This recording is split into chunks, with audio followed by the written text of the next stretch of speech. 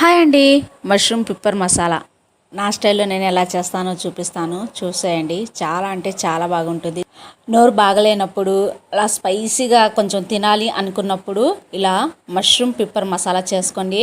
అద్భుతం అంటే అద్భుతం అనుకోండి. టేస్ట్ అయితే ఆసంగా ఉంటుంది. మరి ఎలా చేసుకోవాలో చూపిస్తాను, చూసేయండి. ఇక్కడ నేను 200 గ్రామ్ మష్రూమ్ వాటర్లో నీట్గా కడుక్కున్న తర్వాత 4 ముక్కలుగా కట్ చేసుకున్నాను.